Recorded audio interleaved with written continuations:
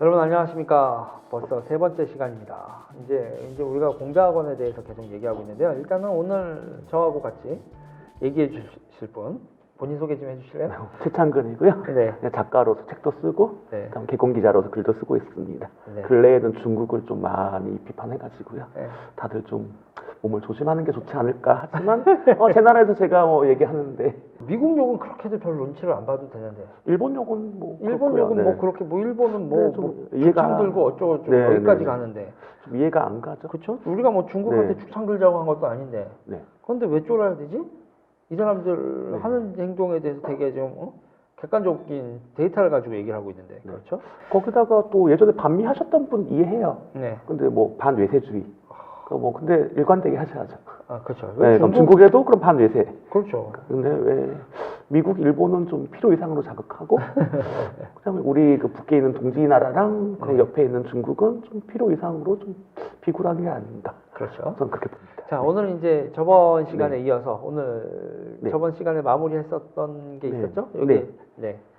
그래서 공자학원 스파이건 아닌가 해서 전 세계 다 퇴출하는데요. 네. 중국의 샤프 파워라고 아마 네. 아시는 분 아실 텐데 샤프 파워와 공자학원 관계. 아, 1대1로 프로젝트하고 네네. 또 공자학원 관계, 네. 세계 패권 전략. 오늘 이런 얘기를 좀 네네. 할까 합니다. 네. 자, 이게 어떻게 1대1로 하고 공자학원이 어떻게 연결되는 거예요? 1대1로는 워낙 한국에도 많이 알려졌잖아요. 하드 그렇죠. 파워. 인프라스트럭처 건설하는 거잖아요. 도로 놓고, 다리 깔고, 네. 철도 연결하고, 항만 건설하고. 네. 눈에 잘 보이잖아요. 네. 근데 그게 음. 시진핑이 제시한 중국몽을 실현하는 데 있어서 네. 한쪽 축이라면 공자하고는 또 다른 축인 거죠. 하드 파워, 소프트 파워. 하드 파워, 네. 소프트 파워. 여러분 여기서 하드 파워, 소프트 파워가 이게 조지피트 아이가 맨 처음에 얘기한 네, 거예요. 네. 아유, 저는 이거 제가 오래됐죠. 정치학이 네, 네. 전공이잖아요. 네. 시험 볼 때 이거 네. 그랬었어요? 아마 대표님 그때 보실 때만 하더라도 조금 옛날이라서 네. 그 조지프 아이가 소프트 파워 개념을 좀 더 명확하게 정리하지 못했을 거예요. 그때 제시는 했던 거고. 그래서 그때 이제 항상 네네. 문제가 많았어요. 하드 네네. 파워는 네네. 기존에 있었던 개념이잖아요. 네네. 그냥 군사력. 네. 쉽게 생각하면 상대를 압박할 수 있는 네. 압박할 수 있는 건데 소프트 파워에 대한 가장 기본적인 비판은 그거였어요. 아니 소프트 파워는 기본적으로 상대를 압박하는 전략이 아닌 거잖아. 뭐 네네. 이런 거였죠. 네. 그런데 저거를 이제 외교적 자원이라고 볼 수 있어? 이렇게 얘기를 했었는데 네. 이제 좀 정리가 됐다는 거 아니에요. 네. 그리고 일종의 힘으로 누르는 게 아니라 감화라고 할까요? 가만. 네, 제도적인 힘, 예를 들어 민주주의라는 제도, 네. 그다음에 자유라는 제도, 아니면 그렇죠. 법치주의, 그럼 제도적인 힘. 뭐 쉽게 생각하면 네. 우리가 청바지 입고 네, 네, 네. 리바이스 입고 네. 애플 좋아하고 네, 네. 콜라 좋아하면 네. 미국 좋아하게 되는 거지. 그냥 속된 말로 쿨한 거. 그렇죠. 쿨한 제도. 미국은 멋져 이렇게 네, 생각하게 만드는 거. 네. 그래서 미국처럼 되고 싶어. 네. 그래서 조지프 아이가 말하는 게 소프트 파워 전략이고요. 이제 또 20년 넘어가서 이론적으로 많이 정립됐습니다. 그렇죠. 네. 그래서 보면 공자학원이 중국 체제 선정 기구의 중요한 기구라는 건 지난번에 말씀드렸는데요. 네. 중국 정치 지도부, 그러니까 공산당의 핵심이 7명의 중앙 상부위원이고요. 네. 그중에 리창춘이라는 사람이 있었어요. 네. 그분이 2009년도에 공자학원을 해외 선정 기구 또는 해외 통일 전선의 가장 중요한 부분이라고 말했습니다. 네. 저 사람들 입장에서 보면은 네. 우리 같은 사람들이 정말 싫을 거예요. 왜냐면 우리는 중국은 꾸졌어요. 뭐 이렇게 얘기하고 중국은 독재 국가예요. 네, 네, 중국은 공산주의 국가고요. 아주 꾸졌어요. 막 이런 식으로 네. 얘기를 하는 게 얼마나 싫을까. 네. 이렇게 선전선동을 통해서 중국 문명의 위대함 이런 얘기를 하고 있는데. 네. 그런데 저도 중국 사람한테 이거는 좀 나름 그래도 진심으로 얘기해 주더라고요. 네.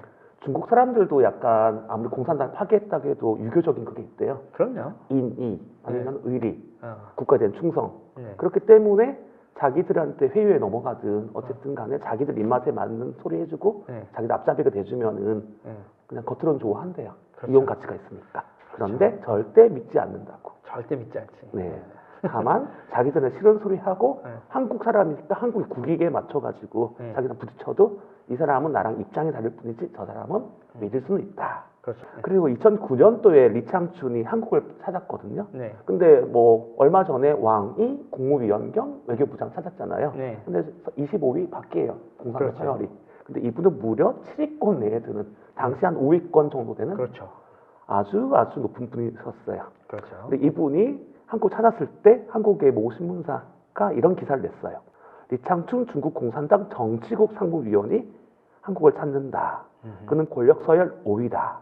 당의 선전, 언론, 이데올로기, 민족 문제, 지난번에 그렇게 강조한 통일 전선 담당이다. 네.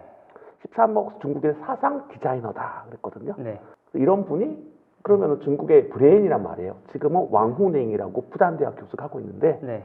이분께서 했던 게 공자하고는 중요한 해외 전선기구다. 그렇죠. 그러면 뻥이 아닌 거예요. 네, 그래서 중요한 여기서 거죠. 보면 여기 통일전선 이렇게 얘기 나올 때 네. 이제 많은 분들이 이제 통일하면 대만하고 통일이다. 네, 네, 네. 이렇게만 생각을 하시는 분들이 많은데 네네. 공산주의는 기본적으로 그 아무리 인터내셔널을 포기했다고 해도 네. 전 세계를 다 공산화한다. 네. 이런 사고 방식이 있어요. 네. 그래서 그 연대 이런 통일전선 이런 거 되게 이게 어떻게 보면 제국주의적으로 갈 수밖에 없는 네. 그런 이 사상적인 네. 그런 게 있죠 이게. 네.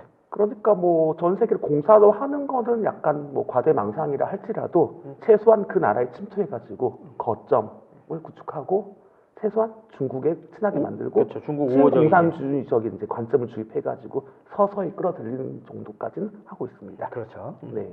종교라니까. 그래서 이제 공자학원 사업이 시작된 것이 2004년이잖아요. 네. 그때는 후진타오 전 국가주석 시기인데 네. 당시 중국의 내건 모토가 화평굴기잖아요. 그렇죠. 네. 평화롭게 부상한다. 일어선다, 부상한다, 네. 뭐 피스풀리 라이징 뭐 그 정도 되는 건데 네. 이런 메시지를 대외로 전달하는데 공자가 딱 적합했던 거죠. 그렇죠. 그래서 세계 4대 성인 배웠잖아요. 네. 그래서 대사상과 이미지가 부합했던 것이고요. 네. 공자학원은 설립 초기부터 중국 정부의 이데올로기 선전을 포장하는 그런 기관이었다. 그렇죠. 네. 이게 화평굴기가 이제 좀 네. 대국굴기 뭐 네. 좀 이게 바뀌잖아요. 이게 네, 네, 네. 기조가. 네. 근데 2012년도에 시진핑 현 국가주석께서 이제 집권했잖아요. 그렇죠. 그래서 공자학원이 더욱 공산당의 체제 선전 기관으로 더욱 바뀌었습니다. 네. 이때부터 공자학원에 공자 말씀은 없고 공산당 선전만 가득하다고 비판이 본격적으로 진단됐고요. 네. 그다음 시진핑 주석께서 하시는 게 아까 말씀드린 1대1로잖아요. 네. 그래서 1대1로가 지나는 곳에 집중적으로 공자학원이 건설됐어요. 그래서 네. 하드 파워, 소프트 파워, 네. 양대축이라는 거죠. 네. 중국몽. 네. 그러니까 중국몽이라는 게 이게 그러니까 잃어버린 100년 그러잖아요. 100년 하기도 하고 150년, 그러니까 아편 전쟁 때부터 중국의 굴욕이랄까? 그렇죠. 네, 그러면서 시작됐으니까. 이제는 네. 다시 이제 중국이 네, 네. 세계의 중심이다 뭐 이런 식으로. 네, 네, 네. 그게 이제 중국몽이죠. 근데 중국몽이라는 게 뭐 아메리칸 드림과 뭐 겉으로 보기 비슷하지만 완전히 다른 게 그냥 봉건 왕조 시대에 돌아가자 그거예요. 천자국, 제후국, 황제, 왕. 대국을 상대하는 소국 뭐 이런 식의 것들을 그 민족국가 등권주의의 네, 네. 의 원칙이 있는 네, 국제 네. 외교의장에서 대국 소국을 얘기하는 네. 황당한 나라가 됐죠 이 중국이. 그러니까 민주주의도 마찬가지인데 누구에게나 선거 때 1인 1표 원칙이잖아요. 네. 국제사회도 물론 힘의 논리도 작동하지만 유엔에서도 표결권은 한 나라, 한 국가. 그러니까 그리고 평등 후회가 작동 안 하는 거죠. 뭐 대국과 소국이 있는 건 맞지만 네. 공개적 외교의장에서 외교 담당자가 대국 소국 얘기하는 건 좀 많이 무례죠. 네. 근데 한국은 우리는 작은 봉우리니까 뭐 큰 봉우리 뭐 어쩌고. 그런 근데 한국 당국자들도 그런 말씀하신다는 게 조금 정신머리 없는 거예요. 그냥 외교적 립 서비스라고 하기엔 조금 지나칠 것 같죠? 그러니까 네. 기본적으로 근대 외교라는 거에 대한 학습이 네. 덜 됐다고 보여요 저는. 네. 네, 민족국가 체제에 대한 네. 그러니까 네이션 스테이트들의 네. 네. 이 국제 질서를 잘못 이해하고 있다. 네. 우리 잘못 이해하고 있는 사람들이 좀 헛소리를 좀 한 거죠. 네. 아마 저기가 나오셔서 읽었을 때는 두꺼운 때 세계 정치론 이런 책 한번 읽어보시면 다 나오잖아요. 지금 더 두꺼워졌더라고요. 네, 거기 보면 다 나오잖아요. 세계 질서. 아무튼 이 중국몽이라는 세계 패권 전략을 문화로 포장해서 실현에 옮기는 게 바로 공자학원이고요. 공자학원은 중국이 세계 곳곳에 만드는데 목표는 1,500개 정도 만드는 것이었다고 해요. 지금은 545개? 멈췄네요. 이제 딴 나라들이. 네, 근데 확장하는 지금 걸 확 줄어들고 멈추겠으니까. 있죠. 네. 네. 그래서 미국의 심장부인 뉴욕에서부터 아프리카 벽지까지 네. 빠른 속도로 파고들었고요. 그 소프트 파워하고 좀 다른 개념이 네. 샤프 파워라는 개념. 네. 그 오늘 소개해 주실 개념이잖아요. 네네. 샤프 파워가 어떤 개념이죠? 샤프 파워라는 게 소프트 파워의 뭐 부정적인 다운그레이드 버전? 그렇죠. 네, 뭐 그런 거라 보시면 되는데, 네. 제가 뭐 정치학 전공자도 아니고 소프트 파워만 해도 아까 대표님과 말씀드렸듯이 비교적 개념 정립이 짧아요. 네. 그래서 조금 논란이 많은데 샤프 파워가 등장한 거는 진짜 근래거든요. 네. 그래서 제가 썰을 푸는 게 아니라 네. 이제 전문가가 어떻게 정리했나. 네. 근데 한국 같은 경우도 2018년도에 외교부의 싱크탱크가 네. 국립외교원 산하의 외교안보연구소잖아요. 네. 원래 외교안보연구원이었는데 네. 국립외교원이라고 외교 아카데미를 만들고 그 밑에 연구소를 만들면서 이름 바꿨어요. 네. 거기에 보고서가 하나 나왔는데 네. 중국과 러시아의 샤프 파워와 함의라는 네. 것이고요. 네. 거기에서는 이렇게 정의를 했습니다. 네. 그래서 보면은 거기서 김태환 교수라는 분이 이제 정리를 했는데 네. 공자하고는 중국의 모습을 그대로 보여주기보다는 중국 공산당과 정부가 해외에 보여주고자 하는 공식 버전의 전략적 내레이션 또는 내레티브를 수용하고 있다. 네. 예를 들어서 공자학은 온라인 플랫폼에서 요즘 최근에 문제됐잖아요. 한국 전쟁 또는 우리는 그냥 뭐 한국 전쟁도 약간 논란이 많은 용어라서부터 6.25 전쟁 그렇게 많이 하는데 어쨌든 6.25 전쟁 또는 한국 전쟁 기원에 대해서 네. 비디오물이 있어요. 근데 미국과 유엔 안보 오리를 조종해가지고 한국 전쟁을 확대하기 위해서 미군으로 구성된 유엔군 사령부 조직안을 통과시켰다거나 아니면 미군은 전 한반도를 장악하고자 했는데 중국군이 그걸 저지했다. 기본적으로 그거예요. 한국 전쟁은 미국이 아니라 미 제국주의의 침략 전쟁인데 중국은 우리의 우방, 중국들의 우방, 북조선을 돕기 위해서 참전했다. 그래서 항미 원조, 미국에 대항해서 조선을 도운 전쟁 그렇게 보는 거죠. 그러니까는 소프트 파워의 부정적인 버전, 네, 음흉한 소프트 파워, 음흉한 소프트 파워, 간첩질하는 네. 정보전을 하는 소프트 파워, 그걸 이제 네. 샤프 파워 이렇게 생각을 하면 되겠군요. 네. 그래서 보면은 이 다른 주제도 있는데요. 뭐 천안문 89년도 천안문 사태 언급하면 안 되고요. 네. 대만, 티베트, 네. 달라이라마, 뭐 신장 위구르, 네. 뭐 파룬궁, 네. 아니면 중국 내 인권 문제 네. 이런 민감한 이슈들은 아예 다루지 않거나 왜곡하고 있다. 하하. 좀 선전선동이네요. 부정적인 거는 감추고, 것, 네. 그리고 긍정적인 건 왜곡해서라도 긍정적으로 더 포장하고. 그러면서 문제는 공자학원을 유치하는 파트너 기관이 있잖아요. 예를 네. 들어서 무슨 대학교 공자학원이면 그 대학에서도 그런 거 아예 언급하지 말라. 이걸 압박을 하고, 네. 그 압박을 하는 건 결국은 돈의 힘이겠죠. 돈의 힘인 거죠. 그래서 뭐 연간 설립비, 뭐 다음 시간에 공개드릴 텐데 저희가 계약서 입수했어요. 네, 연간 설립비 얼마, 뭐 책 얼마치 사주고 연수 비용 얼마 주고 다 있어요. 결국에 돈으로 이미지를 사네? 네네네. 아하. 그런데 이제 유럽에서도 심각하게 보는 게 네. 뭐 상하탑 요즘엔 잘 안 쓰죠.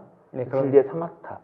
그렇죠. 네. 그런데 그 세속으로 독립돼 있고 네. 독립된 게 뭐냐면 학문의 자유가 보장되는 공간이 대학 공간이잖아요. 네. 근데 이 대학 공간에서 외국 나라의 기관인 공자학원이 그걸 침해하는 거예요. 그러니까 유럽에서는 지금 네네. 집행위원장, 뭐 이렇게 집행위원회 부위원장 이런 분들이 네네네. 한마디씩 했네요. 네네네. 네. 그래서 샤프 파워를 조금 더 말씀해 드릴게요. 네. 샤프 파워라는 게 공식적으로 정의하면은 권위주의 정부, 중국처럼 네. 권위주의 정부가 은밀하게 펴는 정보전과 이데올로기 전쟁. 네. 그래서 조지프 나이 교수가 소프트 파워를 정의했잖아요. 네. 근데 샤프 파워를 뭐라고 했냐면은 중국과 러시아 등 이제 권위주의 국가 아니면 러시아가 지금 이제 사회주의 국가는 아니지만 그래도 권위주의 국가잖아요. 등이 샤프 파워 전략을 실제로 교묘하게 진행하고 있다고 경고했고요. 네. 특히 취약한 거는 한국도 마찬가지로 개방돼 있고 자유국가잖아요. 그 점을 악용한다는 것. 개방성을 이용해서 악용해서 교묘히 스며들고 파고든다. 이거 좀 심각하게 돌아가네요. 네네네. 네네. 그래서 공자학원의 이런 위험성을 내는 경고하는 다른 목소리도 있어요. 네. 고란 린드브레드라고 스웨덴 분인데 스웨덴 국회의원을 지냈고요. EU 집행위원회 부의장. 네. 그러니까 집행위원이면 최소 강력급이 부의장이면 뭐 총리까지는 안 돼도 네. 굉장히 유럽에선 높은 분인 거잖아요. 네.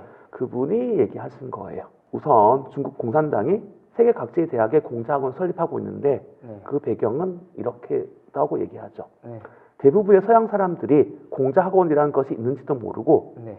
중국 공산 정권의 진정한 관념 형태를 모른다. 네. 지난번에 저희 대표님이랑 얘기했듯이 어떤 식으로 대외 통일 전선이 뭔지 그걸 모른다는 거예요. 네. 그래서 오늘날 중국 공산당은 두 가지 관념 형태를 결합시켰다고 보는데요. 네. 공산주의의 높은 압력이 마르크스주의의 일부를 남겼다는 것이 가장 큰 일이고요. 네. 그다음에 중국은 현재 시장 경제도 아니고 계획 경제도 아닌 원래 그대로 자본주의 경제인데 개인이 회사의 이익이 법률적으로 전혀 보장되지 않기 때문에 중국 공산당이 원하는 것은 무엇이든 할 수 있다. 그렇죠. 전체주의죠. 네. 그래서 보면 기업들도 보면 설립했는데 보면 원천 기술 다 내놔라. 그래서 그런 그들, 그러니까 공산당이 발전하도록 내버려 두는 것은 매우 위험하다. 네. 특히 우리 대학이 자유롭게 토론할 수 없다면 앞으로 더 큰 문제가 생길 것이다. 네. 초등학교, 중고등학교도 마찬가지다. 네. 공자학원이 고등학교에 세워지면 아이들이 어려서부터 조입당할 것이다. 네, 사상을. 네. 그러면서 비유를 했던 게 나치 소년단이 그랬다는 거. 그래서 소련 선봉대가 그랬던 것처럼 전체주의 국가의 네. 그 소년 조직, 유스 조직이라 그러죠. 이러한 네. 조직처럼 공자학원도 점점 그렇게 만들 것이다. 그렇죠. 네. 아이고, 그러니까 결국 전체주의 사상을 네, 주입한다 이거죠? 네. 그러면서 또 이분이 좀 했던 게 아까 나치 얘기했듯이 또 전체주의의 원래 형님이 무솔리니잖아요. 그렇죠. 네, 무솔리니 얘기를 해요. 1930년대 이탈리아 무솔리니가 이탈리아 어학원을 만들었는데 네. 거기에는 파시즘이 주입됐다는 거죠. 그렇죠. 파시즘을 네. 주입하기 위해 거기가 네. 공자학원하고 거의 비슷하다. 네, 네, 네. 근데 다른 나라 어학원들은 그렇지 않다라고. 근데 다른 나라 어학원이라는 게 다 들어와 있는 게 자유국가잖아요. 네. 뭐 영국, 뭐 캐나다, 네. 프랑스, 독일 뭐 그런 나라 대표적이잖아요. 네. 그다음에 뭐 우리가 요즘 싫어하는 일본만 해도 뭐 저펜하우스 해가지고 네. 일본 문화원 뭐 그런 건데 기본적 자유국가 건데 네. 공작원 그렇지 않다. 그러니까 이분이 정확하게 하신 게 게테 인스티튜트나 뭐 영국 브리티시 카운슬 그런 데를 비유하지 않고 네. 나치랑 무솔리니 이탈리아의 이탈리아 문화원과 그러니까 파시스트 시절의 이탈리아 문화원과 나치를 비유하셨잖아요. 그러니까 공자학원은 전체주의의 선전수단일 뿐이다. 네. 그래서 이분이 이런 비유를 쓰신 거죠. 네. 이게 이제 유럽은 이렇게 경계 의식이 있는데 네, 네, 네. 후진국들은 이런 경계 의식도 없잖아요. 뭐 후진국이라고 하면 그나마 좀 기분 나쁘니까 뭐 저개발 국가라고 할게요. 네, 네. 그래서 조금 극단적인 사례인데 이거 유튜브에서 화제가 아주 많이 됐던 동영상이 하나 있어요. 그쵸. 아프리카 이제 정확히 케냐 어린이인데 기마 자세로. 네, 한번 동영상 한번 보실까요? 네. 我上课了，我会走一个家庭的出口，想你姐妹的我的谁也不用。 이게 뭐예요? 그래서 아프리카 케냐에서 중국어 교육을 받는 어린이가 벌을 받으면서 네. 중국어 노래를 부르는 장면입니다. 그런 식으로 노래를 부르면서 네, 네. 그 막대기 이거 기마 자세로 막대기 이렇게 올려는 거 우리 어렸을 때는 하셨어요? 우리 어렸을 때 이런 거 당했죠. 네, 선생님들한테 초등학교 때. 네. 그때 국민학교지. 네, 그런 옷차림도 중국식이고요. 네. 그래서 중국어를 사용하지 않는다고. 그래서 좀 극단적인데 저도 이제 영화 같은 데 봤는데 뭐 네. 예전에 일제 강점기 때 일본어 쓰지 않으면 혼났다면서요. 네. 뭐 그런 거.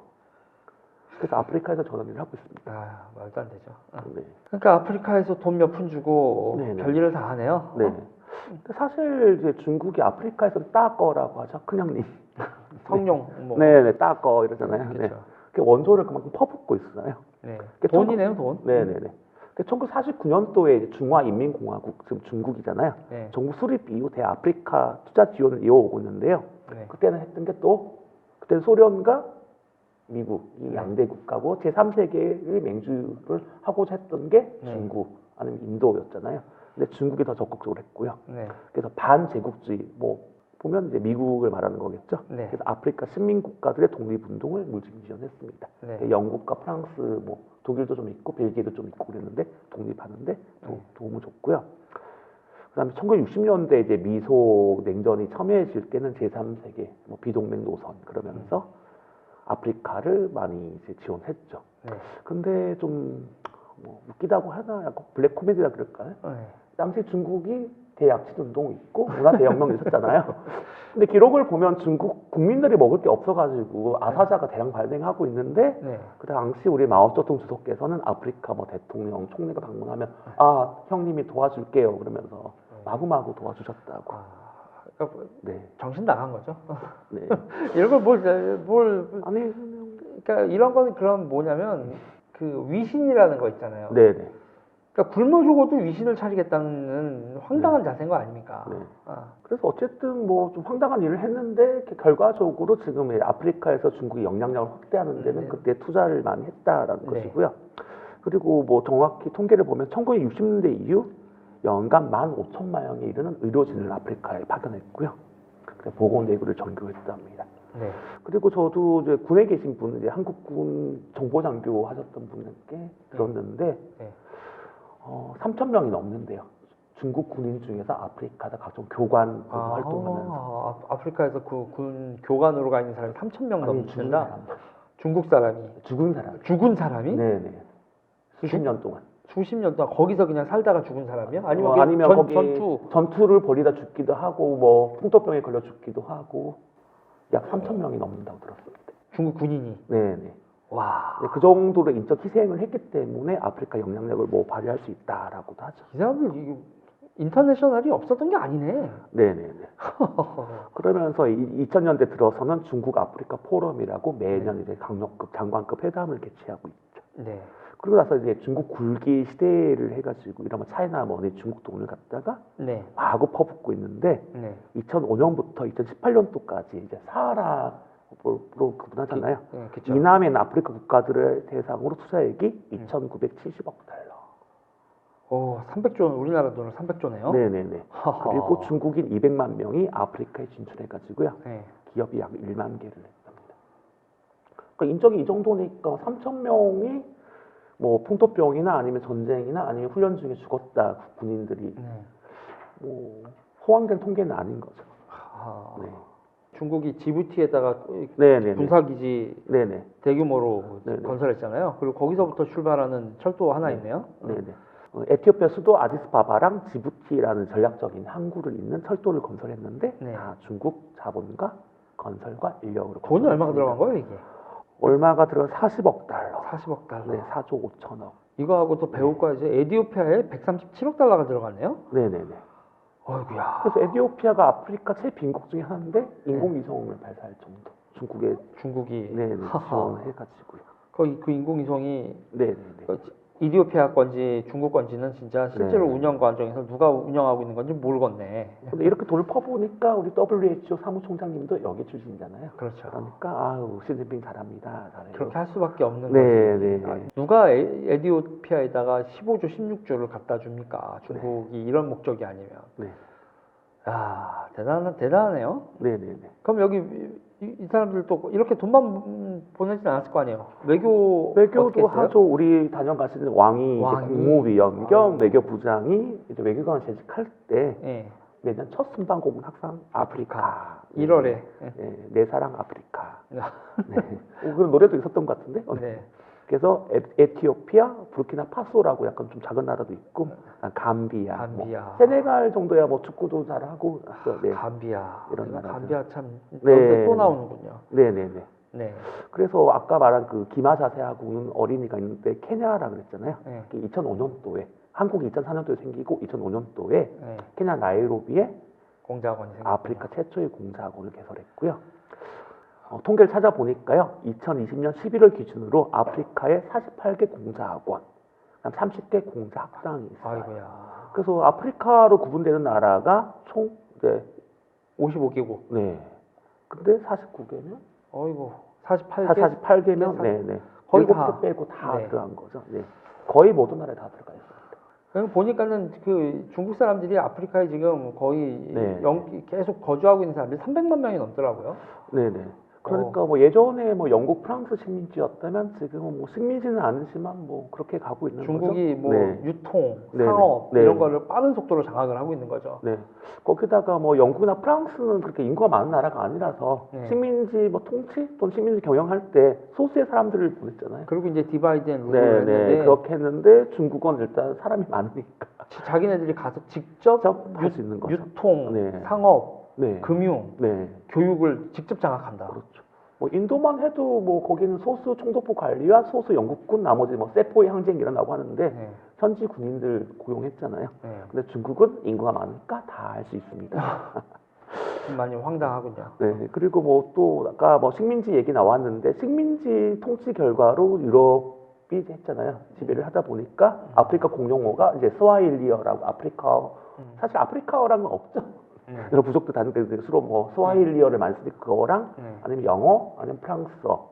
뭐 일부는 뭐 벨기에니까 뭐 프랑스죠. 거기도 쓰기도 하지만 이제 하고 그다음에 종교적인 이유로 이제 무슬림이 많으니까 아랍어 쓰기도 하는데 네. 우간다 그리고 남아프리카하고 이런 데도 그냥 중국어를 정규 교육 과정에 포함시켜 버리네요. 네, 그리고 케냐도 아까 그 케냐 어린이 나왔잖아요. 케냐도 2020년부터 정규. 또 여기서 네. 중국어 배우면 부자 된다 이러면서 이 사이에서 또 중국어 열풍을 불게 했겠구만.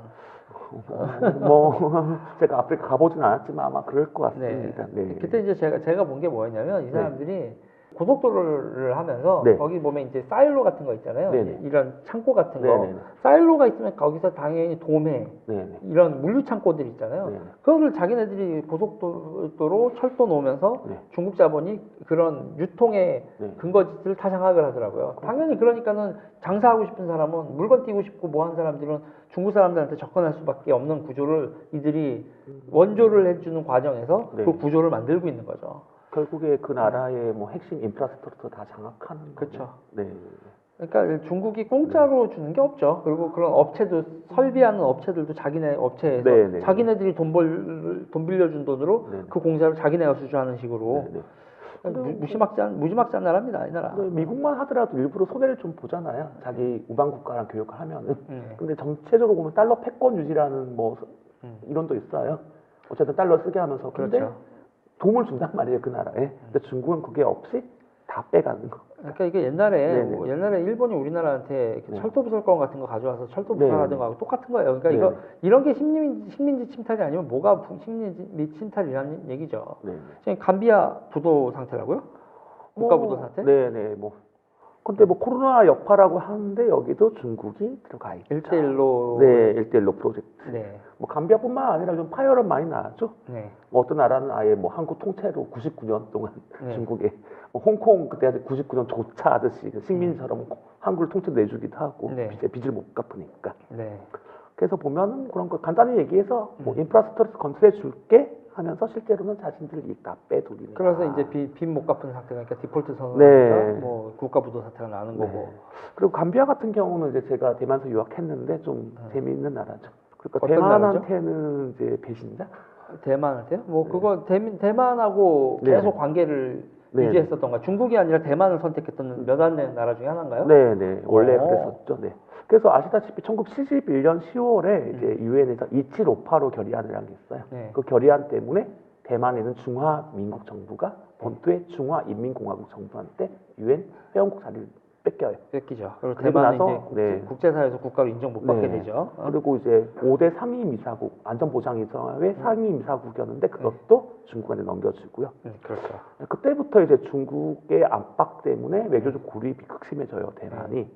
그래가지고 대만이 살아남기 위해서, 근데 대만의 경제력은 괜찮았으니까 했던 게 네. 은탄 외교라고 해가지고요. 네. 수표책 외교라고 해서 공식 표현은 대만은 이제 돈을 총알로 쓴다 그래가지고 은탄, 네. 은자에 네. 탄환 탄자 쓰는 건데 은탄 외교라는데 네. 돈을 막 뿌리면서 수교국을 유지하거나 사는 거죠. 네. 그래서 보면 대만의 공식 수교국이 지금 15개밖에 없어요. 아, 전 세계에 지금. 그 중에서 이제 네네. 맨 마지막까지 있었던 국가 중에 하나가 하나가- 감비아인데 네네. 중국으로 아니, 넘어왔군요.